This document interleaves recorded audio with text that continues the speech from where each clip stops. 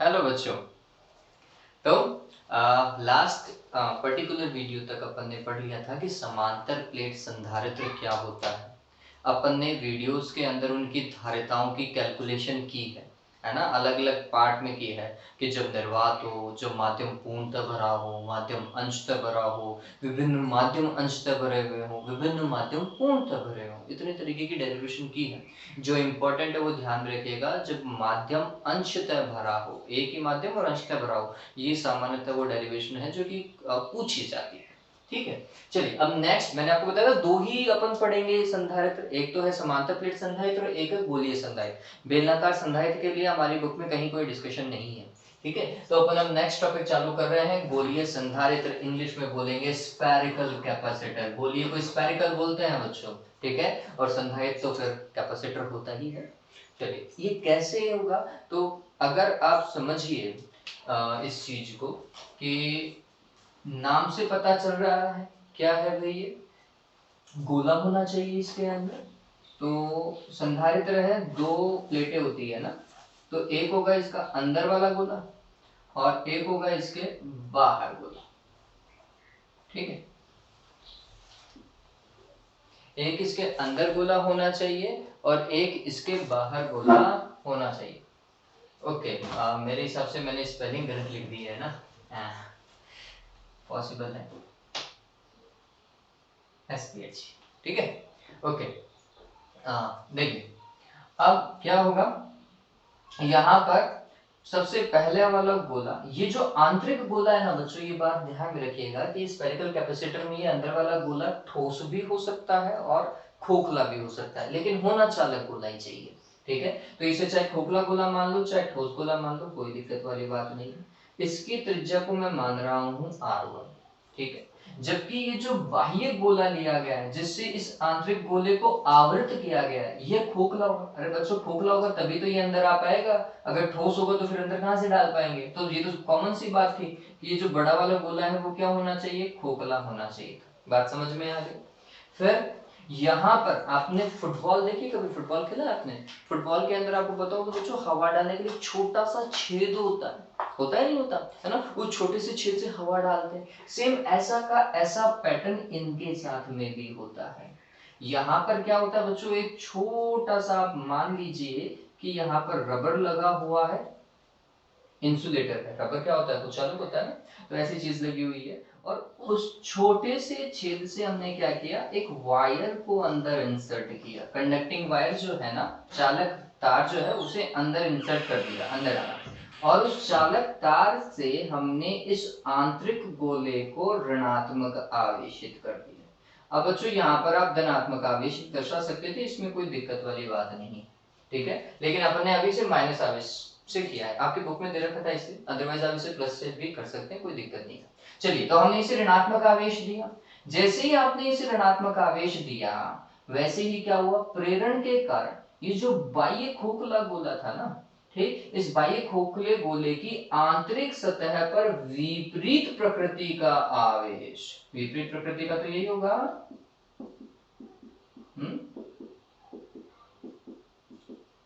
तथा इसकी बाह्य सतह पर समान प्रकृति का आवेश प्रेरित हो जाता है। ऐसा आवेश प्रेरित होगा नहीं होगा, तो माइनस का क्यू आवेश तो बाह्य सतह पर आता है और प्लस का क्यू आवेश आ जाता है आंतरिक सतह पर, प्रेरण के कारण आ जाता है। ठीक, अब हमें जो है क्या करना है बच्चों, इस कंडीशन के अंदर तो ये जो बाह्य गोला है ना, ये तो उदासीन ही रहा, हमें ऐसा नहीं चाहिए, हमें एक क्या चाहिए, प्लस का, और एक चाहिए माइनस का। तो हमने क्या किया, इस बाह्य गोले की बाह्य सतह को भू संपर्कित कर दिया है, ये बात ध्यान में रखें। तो जैसे ही भू संपर्कित कर देते हैं, पृथ्वी से भू संपर्कित करने के कारण इसकी बाह्य सतह पर उपस्थित ऋणात्मक आवेश निरस्त हो जाता है। ये बात ध्यान में रखना। तो सारा का सारा जो माइनस का आवेश है अब वो हट गया है और कहाँ चला गया है, पृथ्वी में चला गया। ये बात ध्यान रखें, माइनस का आवेश खत्म हो गया, इलेक्ट्रॉन जो है वो समाप्त हो गया। चलिए, हुआ ये काम। अब देखो, आंतरिक के ऊपर माइनस का क्यू और बाह्य के ऊपर, बाहर वाले के ऊपर प्लस का क्यू आ गया है, पता चल गया, ये इस तरीके से काम हुआ। फिर इस चीज से आपको ये और पता चल जाना चाहिए कि जो आंतरिक है तो खोखला गोला या ठोस गोला, चालक गोला ही तो है। चालक गोले के भीतर विद्युत क्षेत्र कितना होता है? 0 होता है, ठीक है। और फिर ये जो बाह्य गोला है, अब समझना इस चीज को, ये जो बाह्य गोला है, इस गोले के कारण अगर बाहर विद्युत क्षेत्र निकालोगे तो ये विद्युत क्षेत्र भी कितना है? 0 माना जाता है। क्यों माना जाता है? तो ये समझिए कि जब मैं यहाँ पर एक ऐसा बनाता हूँ तो इसके गौसी बंद पृष्ठ के भीतर कुल आवेश 0 आ जाता है, जिससे वहां पर संबंधित फ्लक्स भी 0 होता है, ठीक है। और जब कैलकुलेशन करते हैं तो हमें पता चलता है कि विद्युत क्षेत्र का परिमाण नगण्य और 0 के प्राप्त होता है, ठीक। हाँ, आपको क्या ध्यान में रखना है? आपको ये ध्यान में रखना है कि जैसे भूसंपर्कित कर दिया तो बाह्य सतह का विभव कितना हो गया? 0 हो गया। चलिए, आंतरिक गोले को हमने ए नाम दिया और बाह्य गोले को हम क्या नाम दे देते हैं? बी नाम दे देते हैं। ये डायग्राम आप ऐसा याद रखेंगे, ये डायग्राम इंपॉर्टेंट है। आपको स्क्रीन के ऊपर एंड में डायग्राम अच्छे तरीके से समझा भी दिया जाएगा, मतलब आ जाएगा, देख लीजिएगा। तो डायग्राम इतना दिमाग में रहा? चलिए, अब इसकी परिभाषा अगर आप देखेंगे तो आप खुद बना सकते हैं कि गोलीय संधारित्र में क्या होता है। तो हम बोलते हैं दो सकेंद्रीय गोले होते हैं, दोनों गोलों का केंद्र एक ही होना चाहिए, ठीक है। और उनके ऊपर जो आवेश है वो क्या होना चाहिए?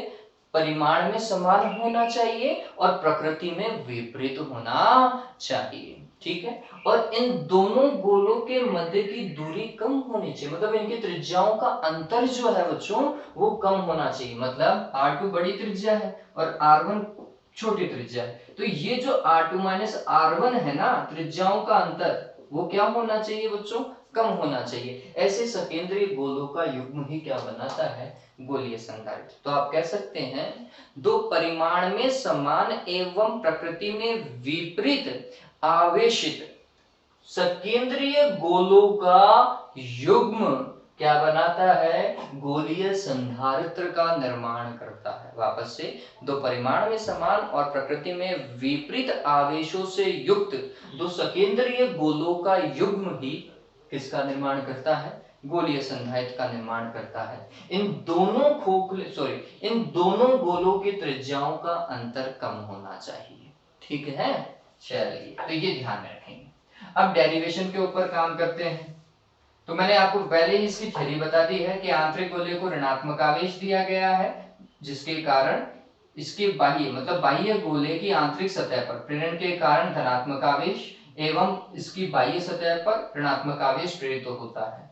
बाह्य गोले को भूसंपर्कित करने पर इसकी बाह्य सतह पर उपस्थित आवेश जो है वह पृथ्वी में समाहित हो जाता है या पृथ्वी के द्वारा निरस्त हो जाता है। ये ध्यान रख लीजिएगा, इतना दिमाग रखना। अब डेरिवेशन देखिए, और डेरिवेशन इंपॉर्टेंट है, ये एक अच्छा सवाल है ना। गोलीय संधारित्र इंपॉर्टेंट है बच्चों। तो अपन काम करते हैं, अपन को क्या ज्ञात करना है? देखिए, धारिता का अगर आप कॉन्सेप्ट समझते हैं तो धारिता C = क्या होता है? Q / V होता है, ठीक है। तो अपन किसी भी तरीके से अगर इन दोनों गोलों के बीच का विभवांतर ज्ञात कर लें, यहाँ पे VA भी लिख देता, इन दोनों गोलों के बीच का विभवांतर ज्ञात कर लें तो हम आसानी से इस गोलीय संधारित्र की धारिता को ज्ञात कर सकते हैं, ठीक है। अब विभवांतर कैसे ज्ञात करेंगे? अब समझिए, तरीका समझिए। हम क्या करेंगे? पहले तो ये जो आंतरिक गोला है इसके पास में माइनस का Q आवेश है, तो माइनस के Q आवेश के कारण इसकी सतह पर विभव कितना होगा? हमने बोला KQ/R। समझना इस चीज को। लेकिन R कौन सी? R1, और माइनस के कारण विभव माइनस का होगा। फिर इस बाह्य गोले के पास में भी तो आवेश है प्लस का Q, इस प्लस के Q आवेश के कारण इसकी सतह पर भी तो विभव होगा नहीं होगा? देखो, एक तो इसकी माइनस के आवेश के कारण इसका विभव इतना सतह का। अब देखो, किसी भी खोखले गोले के अंदर विभव उतना ही होता है जितना कि उसकी सतह पर होता है, ये वाले पर, ठीक है। तो इसकी सतह पर विभव कितना? तो हमने बोला KQ। समझना, इसकी आंतरिक सतह की बात कर रहे हैं। इसकी आंतरिक सतह पर विभव कितना? KQ/ दूरी कितनी है? R2 है, नहीं है ना।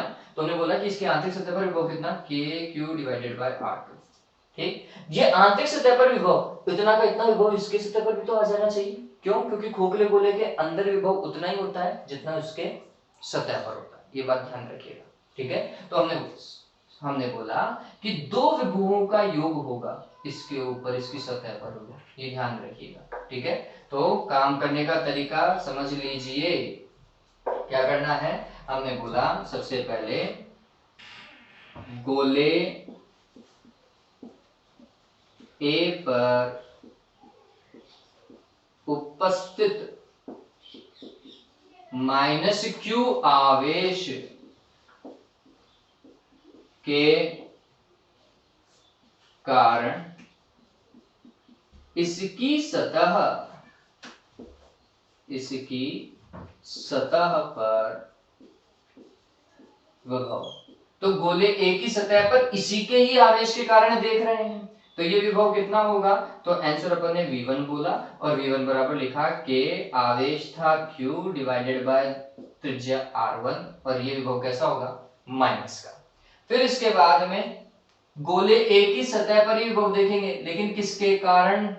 B के पास में जो प्लस का आवेश था ना, प्लस का Q, उसके कारण देखेंगे। तो लिखने का तरीका देखिएगा, गोले ए की सतह पर या बाह्य सतह पर आप लिख सकते हैं, बाह्य सतह पर विभव किसके कारण? बी गोले की आंतरिक सतह पर उपस्थित माइनस क्यू आवेश के कारण।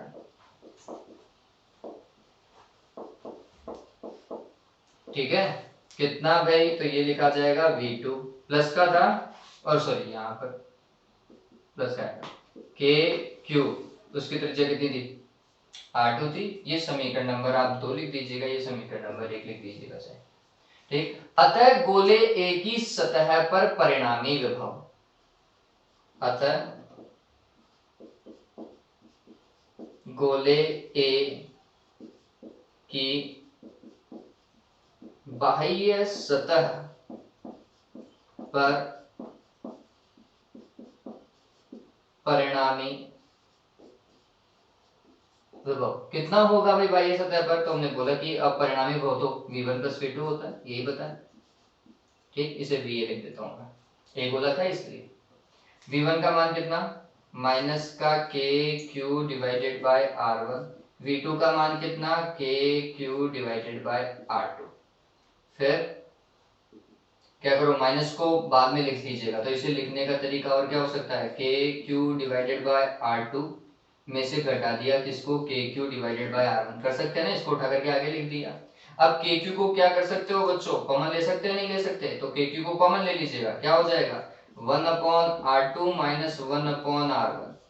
ठीक है, तो ये हो जाएगा के क्यू, समझिए एलसीएम ले रहा हूं, R1 R2 लघुत्तम ले लिया अपन ने। अब सिंपल मैथमेटिक्स और कुछ नहीं है, R1 इधर आ जाएगा और R2 इधर, तो R1 माइनस R2 हो जाएगा। ये ए की सतह पर विभव है, उतार लिया क्या? इसे उतार लीजिएगा, है ना। अब ए की सतह पर विभव हमें पता है बाह्य सतह पर, और बी की बाह्य सतह पर विभव कितना है? 0। आप चाहें तो इसे VB लिख सकते हैं, VB बाह्य सतह पर विभव। ठीक है, तो विभवांतर क्या होगा? VAB क्या होगा? VB माइनस VA, यही कॉन्सेप्ट लेकर के चलते हैं। चलिए, तो विभवांतर कैसे देखेंगे? इसे उतार लीजिएगा, इसे मैं समीकरण नंबर दे रहा हूं 3। ठीक है, अब काम करते हैं, विभवांतर निकालते हैं।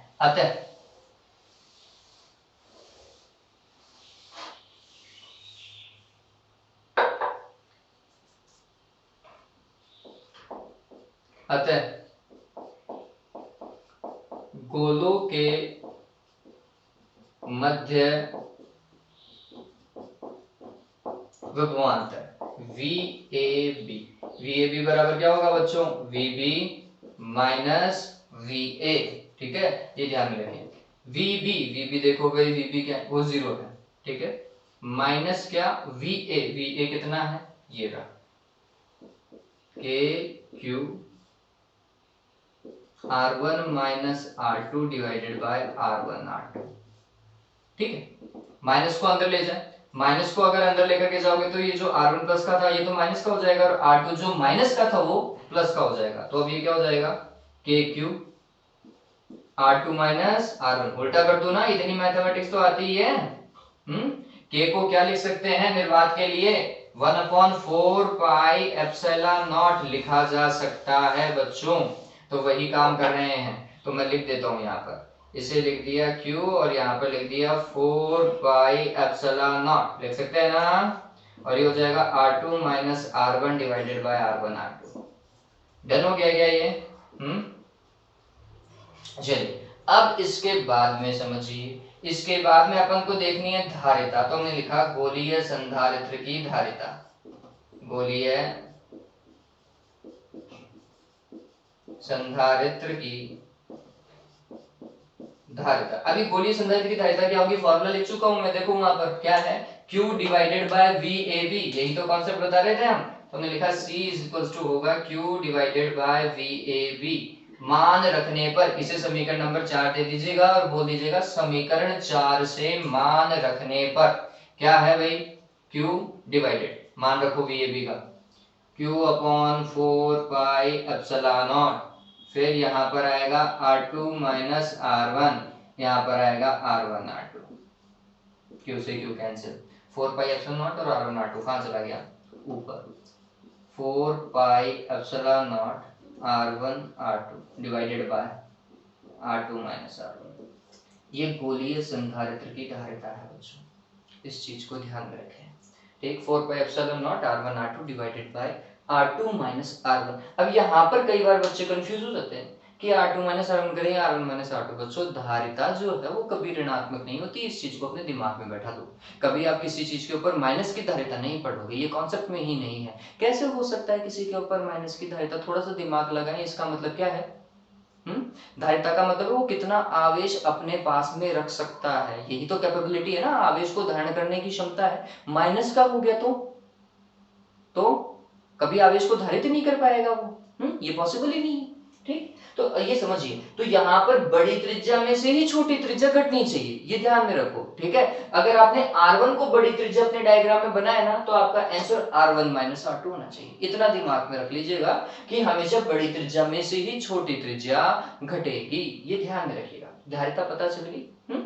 चलिए अब यहाँ पर इतना करने के बाद में एग्जाम में इतना ही पूछा जाता है। अब अगर इसमें एडिशनल क्वेश्चन को डालें, क्या एडिशनल क्वेश्चन को डालें, तो पहला सवाल तो था कि गोलीय संधारित्र की धारिता का परिकलन कीजिए, तो हमने परिकलन कर दिया। दूसरा सवाल, गोलीय संधारित्र की धारिता को किस प्रकार बढ़ाया जा सकता है, बताओ भाई, इस फॉर्मूले को देख करके बताओ कि कैसे बढ़ा सकते हैं। चलिए तो हमने इसे समझना चालू किया। हमने बोला कि अगर इन दोनों प्लेटों के बीच में कोई माध्यम रख दिया जाता, एप्सिलॉन परावैद्युतांक का क्या रख देते थे, माध्यम रख देते, तो एप्सिलॉन नॉट के साथ में एप्सिलॉन आता नहीं आता, गुणा में आता, पता है। तो हमने पहली चीज ये ध्यान रखिएगा, पहला तरीका क्या है, दोनों सकेंद्रीय गोलों के मध्य परावैद्युत पदार्थ को भर के धारिता को बढ़ाया जा सकता है। तो माध्यम में धारिता कितनी आएगी वो देखिए, 4 पाई एप्सिलॉन नॉट और उसके साथ में एप्सिलॉन R1 और R2 ऐसा का ऐसा divided by R2 minus R1, यही है। तो पहला तरीका। दूसरा, ये R2 माइनस R1 को मतलब त्रिज्याओं का अंतर घटाओगे या बढ़ाओगे, सोचो। ये कम होना चाहिए, हर कम होना चाहिए, हर कम होगा तो ये चीज ऑटोमेटिकली बढ़ जाएगी। ठीक, तो हमने बोला त्रिज्याओं का अंतर घटा करके, ये तो पहला तरीका था माध्यम को भर के। दूसरा, सकेंद्रीय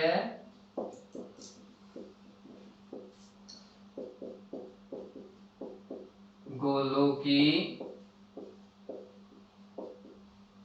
त्रिज्याओं का अंतर